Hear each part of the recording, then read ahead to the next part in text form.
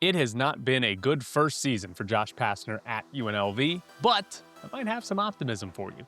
What's up? This is Technically Correct with Tyler Bischoff. On today's show, UNLV has struggled this year. It actually might get worse too due to a significant injury. Plus, one NBA owner wanted to move his team to Vegas, and the league stopped him. Why? And the Golden Knights, their roster construction, it's dragging the team down. If you listened to or watched yesterday's show, I accidentally left in a couple of seconds where I coughed and drank some water. So shout out to those of you that saw that and let me know. Thank you. Here we go. UNLV is back tonight. They are playing Fresno State. Fun fact by Ken Pomerank, Fresno State is 135 and UNLV is 136. Both these teams are equally bad or good, however optimistic you want to be. But what is interesting about these two teams is that Fresno State has been a fairly consistent mediocre team, while UNLV has been all over the place. So Bart Torvik has a stat called Game Score, which just measures out 1 to 100, how good your performance was. Was it in the top 10 percentile, bottom 10 percentile? Was it the 50th percentile? Just an average game. Fresno State this year has had 4 games over 75, so 4 games that were really good, and 3 games under 25, so 3 games that were really bad. UNLV has 6 under 25 and 9 over 25.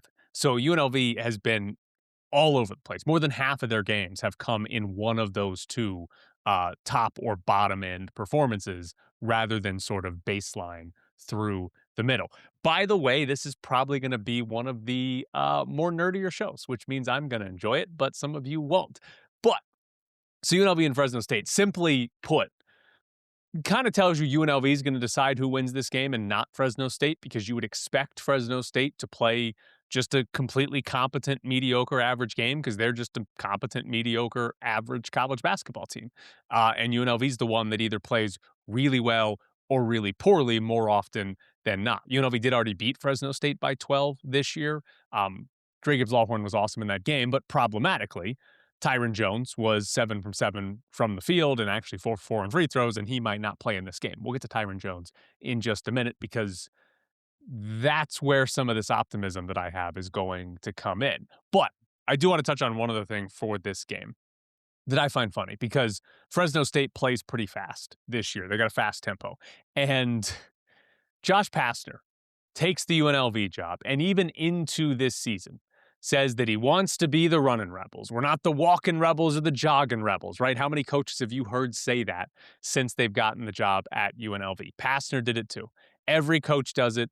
And to Pastner's credit, right, UNLV is a top 100 team this year in tempo. They were top 25 in non-conference play, but they have slowed down quite a bit in Mountain West play. They're only the 5th fastest in Mountain West play, and their possessions per game is basically average in conference play compared to the rest of the country. So this is no longer a fast-paced team. And Pastner alluded to it last week when he talked to the media about how he wants to play fast, but that isn't necessarily best for his team. And I find it funny just because this has happened so often where a coach comes in and he says something about, we want to be the Runnin' Rebels, we don't want to walk the ball at the floor, and then you get into your first year, or maybe it's just into your second year, and all of a sudden it's like, oh, this team's playing kind of slow. And it's like, oh, yeah. We don't think the best way to win is to play fast. We think it's to play slow. That's going to be better for us, because at the end of the day, playing fast doesn't translate to winning more than playing slow, and nobody cares about how fast you play if you're losing basketball games. Win the games, right? Every single UNLV fan will defend you, say you're the best coach, say you're the best team if you play the ugliest, grossest, most hideous style of basketball, but you win. If Josh Pastner gets this team back to the NCAA tournament by playing the slowest pace in the country, he's the best UNLV basketball coach in a decade. Hell, we're getting close to 2 decades to be able to say that. So Fresno State plays fast. I actually think this game will be a little bit faster tempo, but it is funny that this happens. It's just a repeating cycle for UNLV coaches. Now, on Tyron Jones, he is still day-to-day. That's how Josh Pastner described it. He has not played in the last 2 games for UNLV. except for like the first minute of that New Mexico game where he re-injured his shoulder. And both of those games were disasters for UNLV. They had a blowout loss to New Mexico. They had a blowout loss to Nevada. Neither one went well. So no Tyron Jones would be bad again. And yesterday, Josh Pastner talked about what they've missed with Tyron Jones. And he mentioned a few things, but the main thing that he talked about was Tyron Jones on defense, his shot blocking and his rim protection. And if you look this year, because I was curious, like how important is Tyron Jones to this defense? Tyron Jones is second in the Mountain West in blocks per game, and he has accounted for 42% of all of UNLV's block shots this year. 42%. He's almost responsible for half of all of UNLV's block shots this season. So obviously, very important to blocking shots and rim protection. But beyond that, he's also 15th in the conference in steals per game, second on the team to Dre Gibbs-Lawhorn. He creates block shots and steals. He creates bad possessions for the opponent more than anybody else, right? He's creating havoc defensively. But then there's also some advanced stats which take into account like opponent scoring and everything like that. And Bart Torvik and Evan Mia both have some numbers here. Bart Torvik and his individual defensive player rating has him as the second most important defensive player on the team. Evan Mia has him as the third most important defensive player on the team. So missing him, the obvious block shots, but that is translating to better defensive numbers and better defensive possessions for this team to the point where he's one of the 2 or 3 most important defensive players. And it's really hard for UNLV to make that up with this current team because Emmanuel Stephan should be a good rim protector. And in fact, on a per minute basis, Emmanuel Stephan has good block shots numbers. It's not as good as Tyron Jones, but he is blocking a good amount of shots. But Emmanuel Stephan doesn't play a lot because he fouls out, right? Per 40 minutes, Emmanuel Stephan is averaging 7.8 fouls per minute. Per 40 minutes. Like, it's ridiculous how often he's fouling out. He played 15 minutes and fouled out of the last game. So UNLV doesn't have Tyron Jones, who's their best shot blocker, their second best shot blocker you can't rely on to play more than 20 minutes in a game because of the foul trouble. And then outside of that, Kamani Hamilton, plays in the front court, but he's not a rim protecting center, right? He's not a center, period. Jacob Benarby is the backup center to Emmanuel Stephan. He's not a rim protector, right? Like, that's not part of his game. And to be honest, lots of teams look to attack him when he is on the floor. That is the weak spot that opponents want to go after. So they just don't have it when Jones is hurt and then Stephan is in foul trouble. And I think this one, like we've talked about the roster for this team and sort of the poor job that UNLV's had. I actually don't know that you blame Josh Pastner for this one because Ladji Dembele is hurt and he's a center who we saw 5 games of him, but his blocks per minute was actually very high as well in those games. But Ladji Dembele played 5 games. He's hurt. He's done for the year. So that's one center you're down. Emmanuel Stephan is your backup center. Jacob Benarby, your third center. In theory, that's good center depth. And if you lose one, like, it's not great, but there's still 2 more bodies there. The problem is that Tyron Jones, the power forward, develops or shows us this great shot blocking, but now he's hurt as well. And so you've lost right now they don't have 2 of their 3 best rim protectors due to injury. I don't know that you can really blame that one on Josh Pastner when we look at roster construction. The point guard spot, absolutely. Miles Che was supposed to be the point guard. He's not going to play a single game because of injury this year for UNLV. Cool. Who's your second point guard? It's Dre Gibbs-Lawhorn, who's not a point guard, and we've heard that from Josh Pastner 100 times this season that he's playing out of position. What do you mean you didn't get a second point guard in here? Like, that one, the point guard position deserved. The center position, maybe they're not good enough, right? I think that might be fair to nitpick and say, oh, is Ladji Dembele, Emmanuel Stephan, Jacob Benarby, is that good enough to be like a tournament team? But as far as just how many you have, I think that's a pretty harsh way to point to and say, oh, he did a poor job constructing the roster. I don't think that's on Pastner. Now, big picture takeaway that is positive. And this is where I think there's some optimism. I got 2 things for you that are optimistic. But the first one here is that Tyron Jones is a freshman and he has this big positive impact on defense. He is a good defensive player. And I know you can lose any player in the transfer portal, right? In fact, you should probably expect it. But Tyron Jones, in theory, comes back next year and is a building block for this team. In theory, you keep Tyron Jones, and he's maybe even better next year. I don't know, like, how much do players develop? That's a hot take I have. Player development's a big myth. But how much better does Tyron Jones get? We'll see. But even if he's just the same guy, he is a productive, effective player at the Mountain West level. Ideally, he's a high-energy guy who makes plays on defense, is good in transition, and is like the fourth or fifth option on your team. Oh, maybe he comes off the bench even. It's probably the best case scenario. But if UNLV is able to recruit, 3 or 4 players that are better than Tyron Jones and he still starts or is just a sixth man, like, you could have a really good team, but Tyron Jones is a player that can be helpful to getting to the NCAA tournament. And specifically, the fact that he's already making defensive impacts is a big deal because that's often a place where freshmen don't give you anything. So I think that's a really good takeaway, is how good he's been, how effective he's been defensively. The other big picture takeaway, UNLV's defense is not good this year. The average points per possession in college basketball this season is 1.09, according to KenPom. This is the list of teams that UNLV has held below that mark, below the national average this season: Memphis, Tennessee State, La Sierra, and Air Force. That's it. They've only held 4 opponents under the national average of offensive efficiency this season. That's 2 bad teams. Air Force is horrendous. Tennessee State's not quite that bad, but they're not good either. 1 non-Division I team in La Sierra, that one shouldn't even count. And then Memphis is on that list. Memphis is not good. They're not going to the NCAA tournament, but they're not horrible. They're like right around 100th in the country. So that's it. I would argue they've had 1 good defensive game this season, and it's the game at Memphis. They just don't have good defensive games.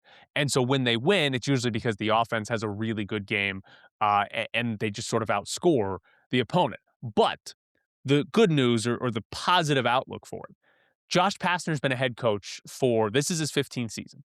In the previous 14 at Memphis and Georgia Tech, 12 of those 14 seasons, his teams had a higher defensive efficiency than offensive efficiency.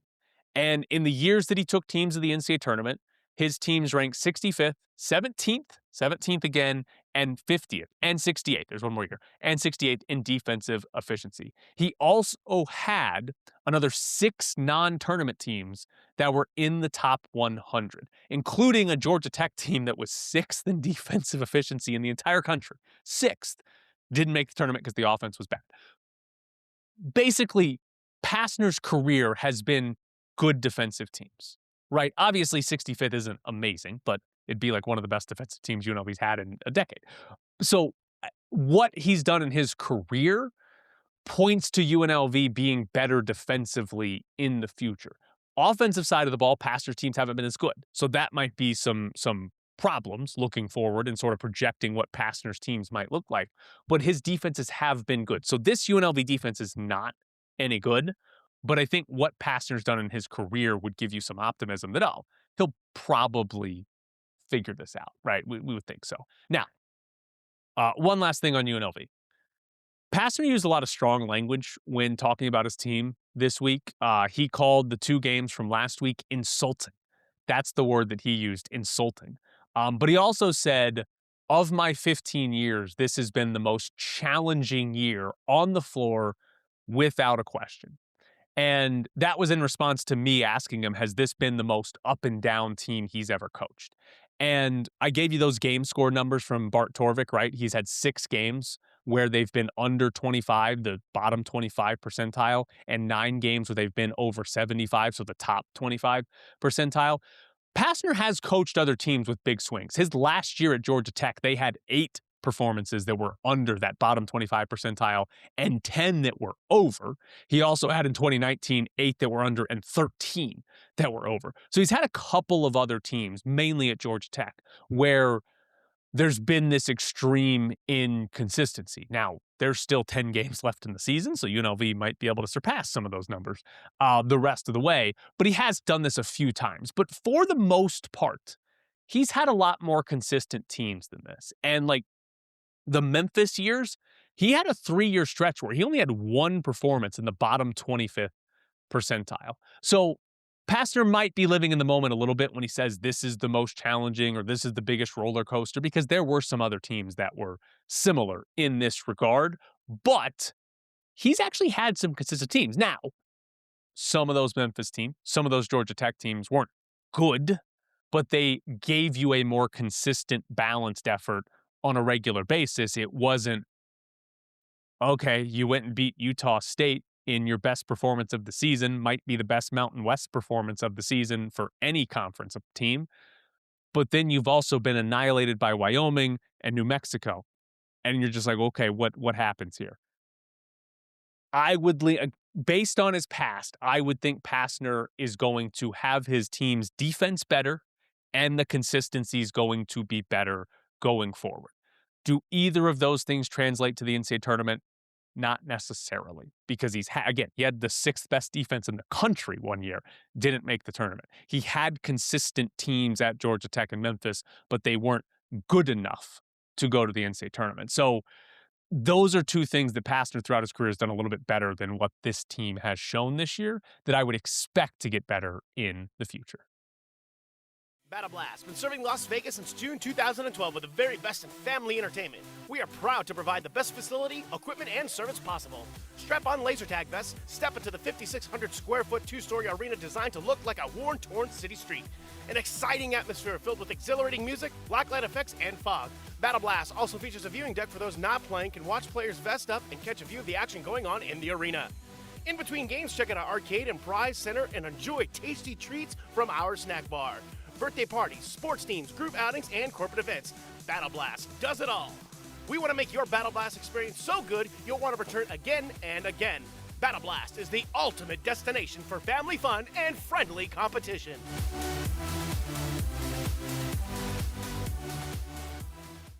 Bischoff's Briefs is brought to you by Battle Blast Las Vegas, the best laser tag in Vegas. Battle Blast is the spot to take your next event, whether it's your kid's birthday party or a corporate event, whatever it is. Battle Blast Las Vegas. You can do it for your own birthday. Get your friends, get your family, get your coworkers together, and go see who's better at laser tag. There's arcade and prizes as well. It's more than just laser tag. Battle Blast Las Vegas, located at 8125 West Sahara Avenue. Your next stop for fun in Vegas. We had a fun tidbit as far as Las Vegas professional basketball. So Pablo Torre had a podcast about the Memphis Grizzlies owner, Robert Pera. And the big investigation in the whole podcast there is about Russian drones that Robert Pera's company, Ubiquity, is using. They're giving technology to Russia, who is using it for their drones that they've used to attack Ukrainian civilians. That's the main story. It's more important than what I'm about to tell you. But one of the details that Pablo Torre had is that when Robert Pera bought the Grizzlies in 2012, he wanted to move them out of Memphis. Pablo Torre said Robert Pera's whole goal when he bought the Grizzlies was to move it to Las Vegas. So we could have had an NBA team for the last decade, but the NBA didn't let it happen because they're haters, and we still don't have one to this day. And I'm not convinced it's happening anytime soon because they're going to build a league in Europe and focus on that instead. Also interesting from that podcast, Pablo Torre had David Sampson on there, who used to run the Miami Marlins. And David Sampson basically, in response to this, hey, he wanted to move the team to Vegas. He said that like leagues, other owners, they're not going to let you buy a team and move it to a new city immediately if it's going to increase the team valuation by a huge amount. Apparently, when he was running the Marlins, he wanted to move them to Washington. And the owner said, no, your valuation is going to go up too high. And what happened is Major League Baseball bought the Expos and moved them to Washington, D.C. instead of the Marlins moving there. So that was his take on why they wouldn't let it happen. He mentioned expansion fee in there because in theory, if you let the Grizzlies go to Las Vegas, they'll pay an expansion, or excuse me, a relocation fee, but it won't be as high as what an expansion fee is. So you want to keep Las Vegas open to get that expansion fee. And as we have seen, to use as leverage. Granted, if Memphis is open, you could maybe use Memphis as leverage, but to use that as leverage for other teams who want public money to build arenas or whatever they want their public money for. But we could have had the Grizzlies. Could have had them, and the NBA said, no, you're not moving the Memphis Grizzlies to Las Vegas. One other thing from that, David Sampson threw out fairly casually that Shaq or LeBron are going to buy the expansion team that comes to Las Vegas. And he said it in the way he phrased it kind of caught me off guard because we've heard LeBron and Shaq before as like potential owners, but like they're going to have to be part owners. That neither one of them, as far as I know, is going to be able to afford the $7 billion expansion fee that's going to be paid by whoever owns the team in Vegas. So in theory, yeah, LeBron or Shaq or both are going to be part of some group that buys it, and maybe they're like a face of the group or have a little bit more say than the other owners. They're the Tom Brady of this organization. But like the way David Sampson phrased it made it sound like LeBron or Shaq were just going to buy the team out. I'm like, I don't think they have that kind of money. I don't think they're buying the expansion franchise to move to Las Vegas.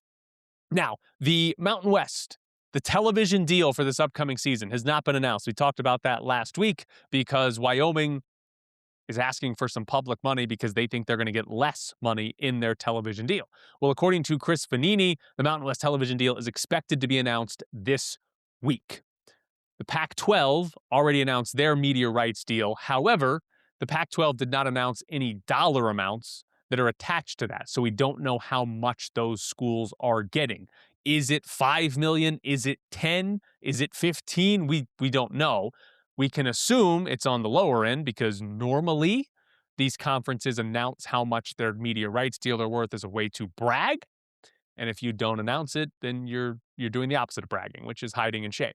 So when the Mountain West announces this week, will we get a dollar amount to it? Or at the very least, will it get leaked to the media? In theory, if the Mountain West announces this on Thursday or something, and there's no dollar amount attached to it, we can assume it's probably pretty low. So we'll see. Also, the other big question on this, because the dollar amount's important for just overall health of your athletic departments. But the other big question for fans is, what does this look like? Vanini reported that CBS Sports Network is going to be a part of it again. They've been a broadcast partner for a long time with the Mountain West. But who else? Who's sort of secondary? Is CBS Sports even the primary there? Is it going to be worse than the current Mountain West television deal? Are there going to be less games on real television channels? Are there going to be games on a streaming-only platform? Like, I'm curious to see what this is. And basically, how hard is it for you to watch UNLV play? Football, basketball.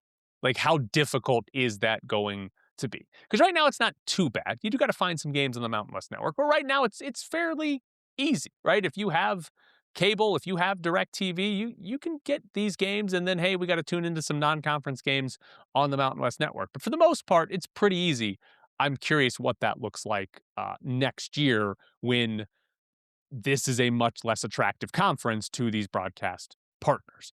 In the NFL, the league is going to play a game in Paris next year. The Saints are going to be the home team. A French media outlet reported that the Browns will be the team to play the New Orleans Saints. The Raiders are scheduled to play a game at New Orleans, so that could have been the game moved to Paris, but apparently they're taking the Browns and the Saints over there. But there are going to be 8 international games next season. Paris, Melbourne, Australia, Rio de Janeiro, Munich, Madrid, and then there's 3 games in London. And unless somebody plays twice, because we've seen that before, but unless somebody plays twice, that means half the NFL is going to be playing an international game next year. We had that story a couple of weeks ago where Bob Kraft said that they're going to go to 18 games and there's going to be an international game for every single team in the future. So it's not going to be too long before every single team plays a game outside of the United States every single year. But at least this year, it'll be half of the teams in the league. Whether that's a good thing or not is to you to decide. Soccer leagues in Europe are very much against their regular season games getting moved to a different country.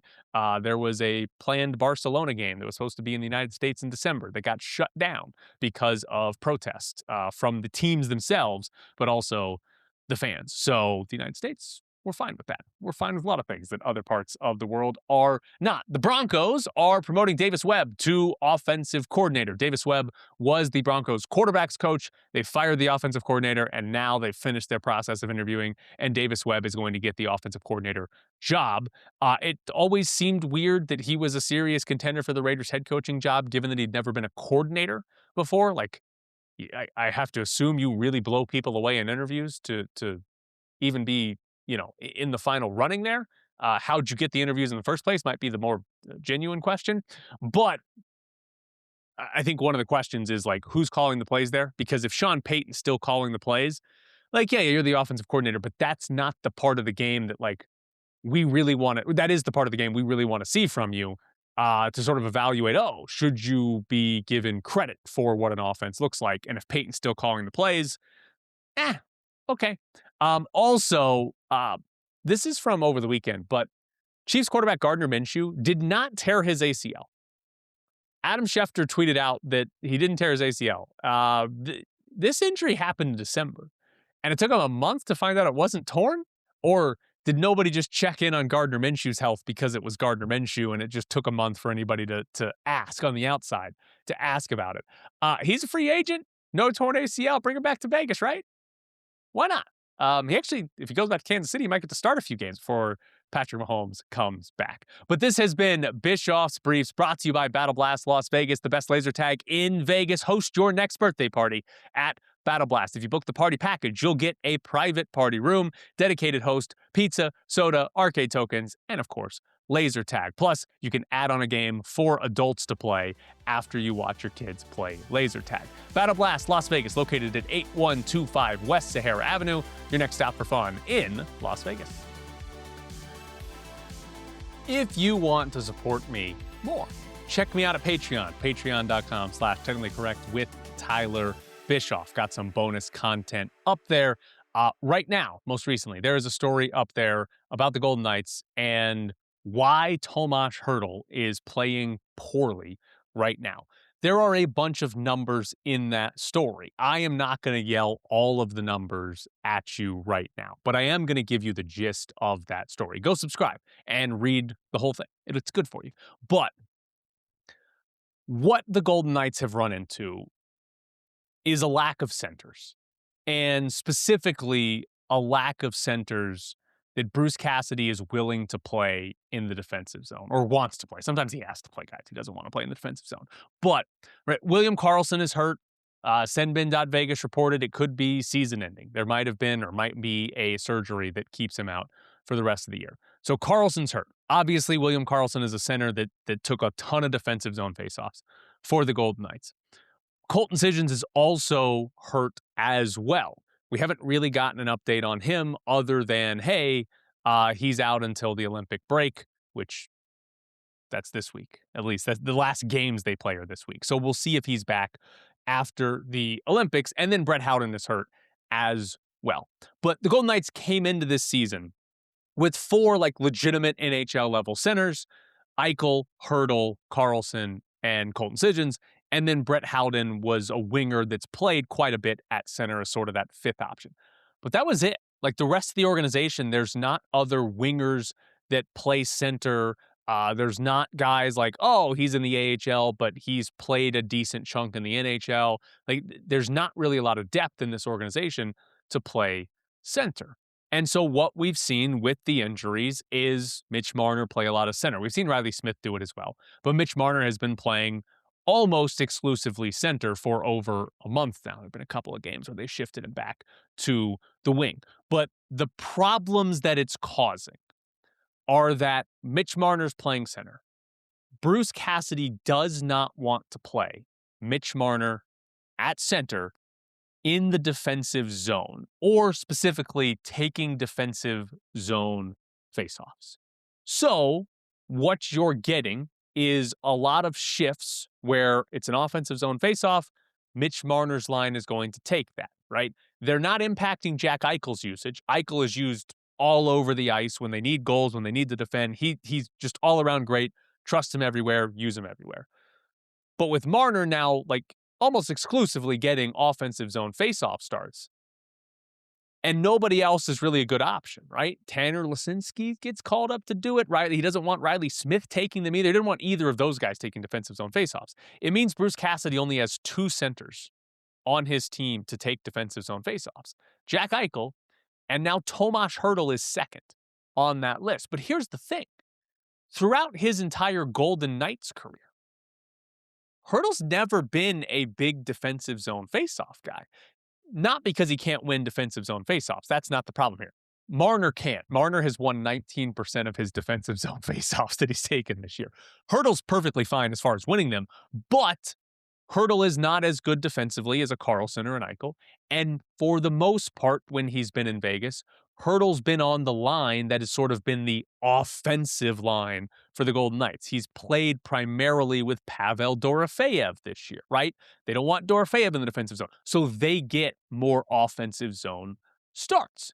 But now, because Marner has to soak up so many of those and doesn't take the defensive zone ones, and you can't have Eichel take all of the defensive zone faceoffs, it means Tomas Hertl is starting in the defensive zone way more than he ever has in his Golden Knights career. And since Marner has been at center, the Golden Knights suck with Tomas Hertl on the ice.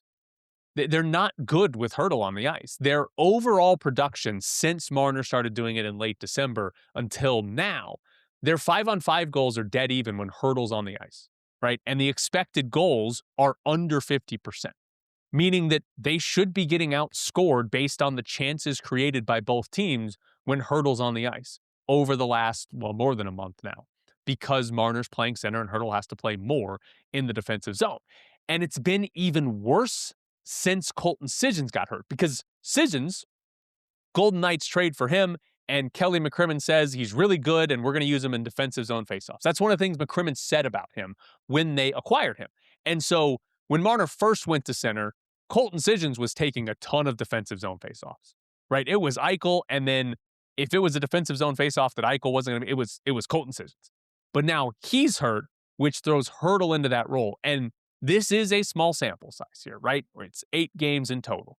But in the 8 games that Marner's been at center and Colton Sissons has been out, with Hertl on the ice, the Golden Knights have been outscored 8-3.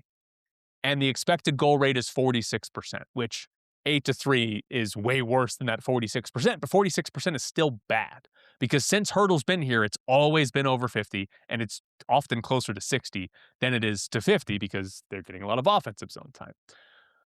Basically, because of the injuries, Mitch Marner has to play center.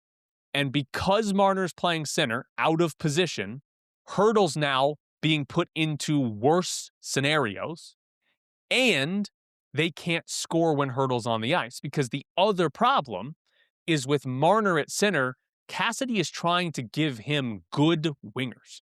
Last game, who were his wingers? It was Pavel Dorofeyev and Mark Stone, right? Like, if you were to go through right now and say, what are the best wingers we can put on a line together?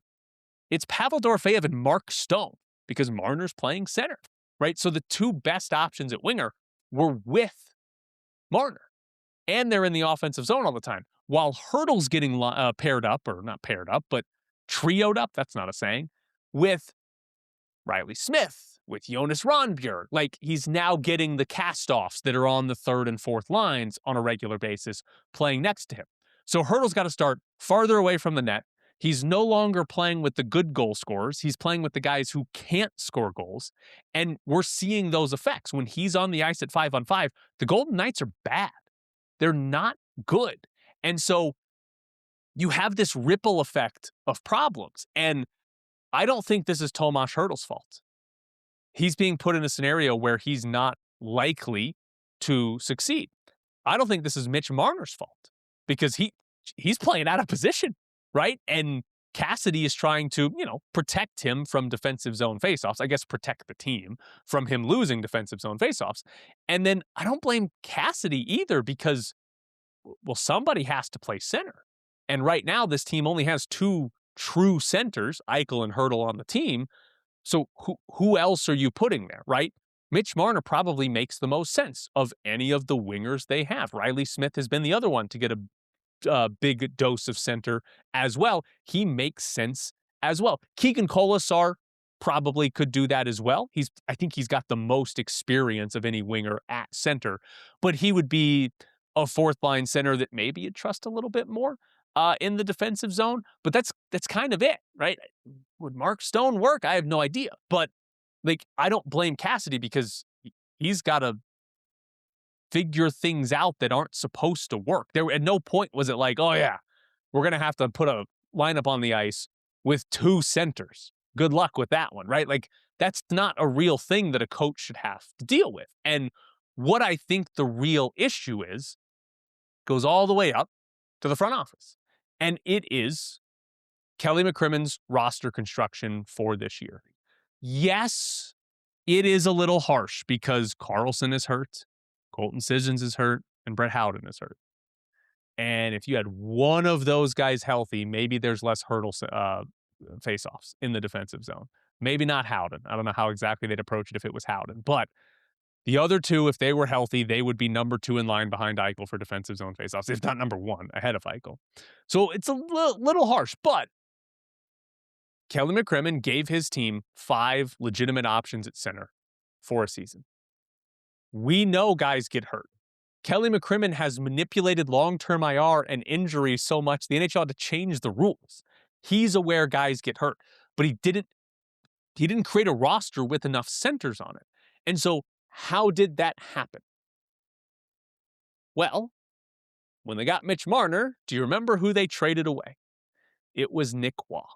Nick Waugh, for the last 2 seasons, had the highest defensive faceoff zone rate of any center on the team. They traded away the number 1 guy they were using in this role to bring in Mitch Marner. They did that to what? Maybe avoid some tampering charges. They didn't have to do that. They could have let Mitch Marner hit free agency and signed him the next day. But they traded away a guy who takes a bunch of defensive zone faceoffs, right? And brought in Sissons, but didn't add to that. And if you take this back to maybe the Tomas Hertl acquisition, is it smart to give up multiple first-round picks to get a center, high-paid center, that you don't want to put in these situations? If I told you, hey, this player is worth 2 first-round picks, and he can score 30 goals in a season. I think he's got 55 and 120 games is the number, right? He can get close to 30 goals in a season. Would you trade 2 first-round picks for that player if you understood, oh, well, the only way he's going to score 30 goals in a season is if he starts all of his shifts in the offensive zone and he gets to play with Pavel Dorofeyev and Mitch Marner, because those are his 2 most used wingers this season. That's not worth the value they gave up to get Tomas Hertl, right? That's a player who has to be in a good environment to produce. That's not worth it. So I think there are legitimate roster problems the Golden Knights are running into, and it's leading to 2 of their better players, 2 of their higher priced players being put into bad positions, bad situations. Marner's got to play out of position. Hertl's got to play with worse teammates and further away from the net. Like, it just puts 2 of your better players into bad situations. And now, when Hertl's on the ice, this team isn't good. Because it's not a good situation for him. And by the way, when Marner's on the ice, despite getting to play with better wingers than Hertl, and despite getting a whole bunch of offensive zone starts, they're not that good. In these games, since he's been at center, they're outscoring opponents 15-13, which is a positive, but it doesn't make up for how bad they've been when Hertl's on the ice. And by the way, the expected goal rate is at 49% with Marner at center. So that's not outweighing it. In theory, okay, Hertl, take the defensive zone stuffs. Yeah, we might lose when Hertl's on the ice, but it's okay because when Marner's on the ice with Stone and Dorofeyev and they're in the offensive zone, they're going to score a whole bunch of goals. That hasn't happened for this team. So they're running into these problems, and I think it comes from Kelly McCrimmon. That's where I think this issue actually is just the roster. It's flawed. It's not as good of a roster as you could have put together. And they traded for Rasmus Anderson before the trade deadline or before the Olympic deadline instead of a center. If Karlsson comes back, they'll be fine, right? If Karlsson doesn't come back, then you're really counting on Colton Sissons to be this, hey, cure our defensive zone faceoffs problem and let Hertl go play somewhere else on the ice. That's sort of what they need. Is that it? That's not all. That's not their only problem. I'm not here to tell you this is why the team can't win games anymore, but it is a big problem that Bruce Cassidy's having to figure out on the fly with Marner and Hertl out of position or just in bad situations. Last thing on the Golden Knights, because this is a bummer, Jonas Rondbjerg is hurt. He got hurt in the loss to Anaheim on Sunday. Bruce Cassidy didn't have much of an update after that game, as is usual, but the Golden Knights yesterday placed Jonas Rondbjerg on IR. The reason this specifically sucks is Jonas Rondbjerg was chosen for Team Denmark in the Olympic Games. IR, I guess, doesn't mean he can't play in the Olympics, but it sounds like he's not going to be healthy enough to play in the Olympics. And that sucks, right? And I know realistically players can't just say I'm not playing. But like if I were named to an Olympic team, I wouldn't care at all about these next, 2 games for the Golden Knights before the Olympics. However many games my team had. My only goal in the next couple of games would be to not get hurt before the Olympics. That would be it. Because, I'm sure this is just heartbreaking for Jonas Rondbjerg. You're going to play for Denmark, and you're going to play in the Olympics. And you got hurt, a week before you're supposed to leave. It just sucks, right? And it's brutal for Jonas Rondbjerg if, in fact, he's going to miss the Olympics. And, I'm telling you, I know they can't do it. I know they're going to get fined, and you'd get so much negative publicity from it. But my God, if I'm Jack Eichel, I'm like, I don't care about these next 2 NHL games in February. I'm going to be playing in the Olympics in a week. I care about that, right? I shouldn't even, healthy scratch me. That's what I'd be asking for. Yes, please, healthy scratch me. Make Hertl take all the defensive zone faceoffs. I have always thought the Olympics or international tournaments or whatever are important, and I love watching it. I can't imagine being the actual player to play in them. I'd be pumped about it. And then you get injured and you can't play. It's just a disaster. But that is it for Technically Correct. Thank you so much for tuning in.